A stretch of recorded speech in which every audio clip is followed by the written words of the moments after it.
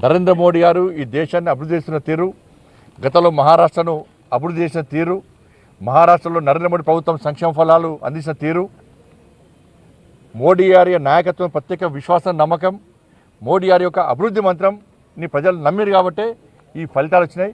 నిజంగా మహారాష్ట్ర ప్రజలకందరూ కూడా heights of. Telangana రాష్ట్రం నుంచి కూడా అనేక మంది నాయకులు కార్యకర్తలు చాలామంది ఇవాళ మహారాష్ట్రలో ప్రచారానికి పోయారు. కాంగ్రెస్ పార్టీ కర్ణాటక ఎమ్మెల్యేలు ఇక్కడ ఎమ్మెల్యేలు బూజుకొక్కన్నారు, కానీ ఎమ్మెల్యేల పతేరా పనిచేయలే. బీజేపీ కార్యకర్తల ముందు బీజేపీ కార్యకర్తలు ప్రతి ఇంటికి వెళ్ళి అభివృద్ధి గురించి చెప్పారు, మోడీ గారి నాయకత్వం గురించి చెప్పారు, ప్రజల ఓటు రిక్వెస్ట్ చేశారు. కానీ కాంగ్రెస్ పార్టీ అబద్ధాలు ప్రచారం చేసింది కాబట్టి వాళ్ళకు వాళ్ళ అడ్రస్ గల్లంతైంది.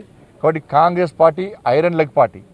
ఇక పార్టీతో ఎవ్వరు ఉండరు. ఇక ఐఎన్డీఏ చీలిపోవడం ఖాయం, ఐఎన్డీఏ కూలిపోవడం ఖాయం. దాన్ని ఎవరు పట్టించుకోరు. ఐరన్ లెగ్ పార్టీతో ఉండేటువంటి ప్రయత్నం ఎవరు చేయరు. కాబట్టి తెలంగాణ ప్రభుత్వం కూడా ఇదే గతి పట్టబోతున్నది. తెలంగాణ రాష్ట్ర ప్రభుత్వాన్ని కూడా కాంగ్రెస్ పార్టీ ప్రభుత్వానికి ఇదే గతి పట్టబోతున్నది. మీరు హామీలు ఇచ్చి ఇలా ఏ ఒక్క హామీని నెరవేర్చే ప్రయత్నం చేయలే. ఇలా ఉల్టా రాష్ట్ర ముఖ్యమంత్రి తెలంగాణ నిష్పెట్టిపోయి అక్కడ ప్రచారం చేశారు. కాంగ్రెస్ పార్టీ మంత్రులు ప్రచారం చేశారు. 2,500 రూపాయలు ఎంతమంది మహిళలకు ఇచ్చారో మహారాష్ట్రలో చెప్పలేకపోయారు. మేము పోయి చెప్పినాం, కాంగ్రెస్ పార్టీ మోస్తాలని కూడా చెప్పినాం. మేము పోయి కిషన్ రెడ్డి గారు వేరు, నేను వేనా, ఇంకా చాలామంది నాయకులు పోయి వాస్తవ విషయాలు చెప్పినాం. తెలుగు వాళ్ళందరినీ కలిసాం, తెలుగు వాళ్ళందరికీ కూడా విషయాలు చెప్పినాం.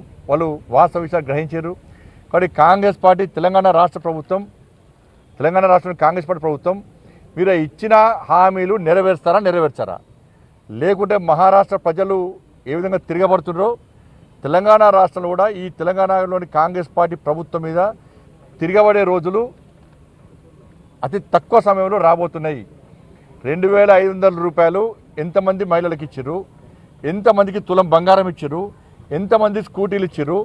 వ్యవసాయ శాఖ మంత్రి చెప్పినట్లుగా ఇంకా 22 లక్షల మందికి ఎప్పుడు రుణమాఫీ చేస్తారు? రైతు భరోసా ఎప్పుడు ఇస్తారు? రైతు కూలీలకు 12,000 రూపాయలు ఎప్పుడు ఇస్తారు? 500 రూపాయలు బోనస్ ఇంకా ఎప్పుడు అకౌంట్లో వేస్తారు?